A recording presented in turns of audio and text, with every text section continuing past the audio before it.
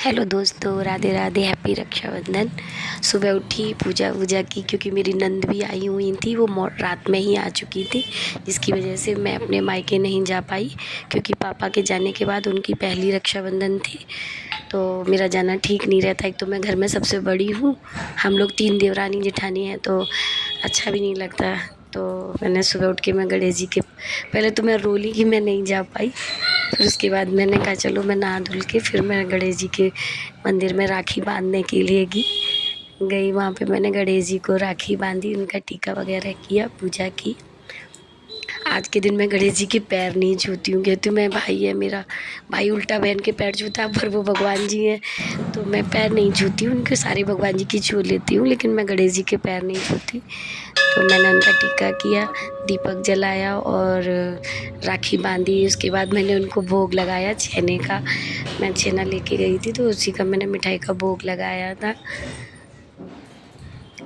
आज मंदिर में भीड़ भी काफ़ी मतलब नहीं थी, तो मैं आराम से मैंने पूजा कर ली।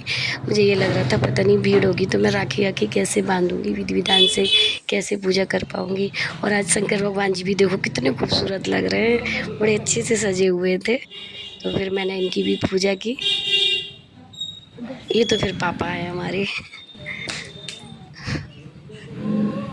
शिवलिंग पर चढ़ाया और पूजा की। वैसे ही रोज़ की तरह मैं रोज़ ही जाती हूँ, पर आज थोड़ा मन भी ख़राब था कि मैं घर नहीं जा पाई। फिर मेरे हस्बैंड दाढ़ी बनवा के आए थे, क्योंकि इनकी दाढ़ी बहुत रहती। फिर ये हमारे यहाँ सोना और सोनी पूजे जाते हैं, तो मैंने ये सोना सोनी बनाए और दीवार पे छोटे से रख लिए। और फिर मैंने इनकी पूजा की। किचन के बाहर लगाते हैं हम लोग। तो हमारी मम्मी शुरू से ही पेन, रेड पेन से या स्केच से बनवाती है, किसी के यहाँ उससे बनते हैं, गेरू वेरू से। फिर ये राखी बांधी दीदी ने, तो ये सबसे बड़े हैं तो हम दोनों की बांधी। उसके बाद में हमारी बाद में मेरे को बांधी, इनको बांधी, मेरे देवर को, दोनों को नहीं अभी बांधी। उन्होंने कहा बड़े भैया से नंबर लगाएंगे, तो ये देवर हमारे लाइन में बैठे हुए बिना कपड़े के। मम्मी भी बैठी थी, पापा नहीं थे, तो थोड़ा मन खराब था। ये मेरी दीदी की लड़की ने राखी भेजी थी, तो छोटा वाला लड़का बोल रहा था बुआ जी मेरे ये भी बांध देना। उसने ऑनलाइन भेज दी थी राखी। उसके साथ गिफ्ट भी आया था, तो बच्चे बड़े खुश थे कि दीदी ने राखी भेज दी। तो दीदी ने मेरे को राखी बांधी। उधम मचा रहे थे सारे लोग कि ये इकट्ठा कर लो, दीदी इतना सामान लाई थी, इतना सामान लाई थी। गिफ्ट में नहीं लाई थी, ऐसे ही लेके आई थी वो मम्मी के पास। मम्मी के लिए गिफ्ट लाई थी बहुत सारे। मम्मी उदास रहती है ना, इसलिए। और मम्मी को दे दिया था कि आप त्योहार पे किसी को बांटना चाहो तो बांट देना। तो पूरा कमरा भरा हुआ था कि ये कपड़े कपड़े लाई थी सारे, किसी को दे देना बोलने के लिए। और उसके बाद में फिर मेरे बड़े वाले लड़के को फिर उन्होंने राखी बांधी,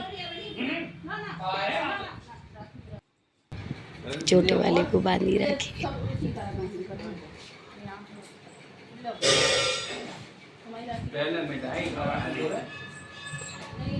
एक सामने देख।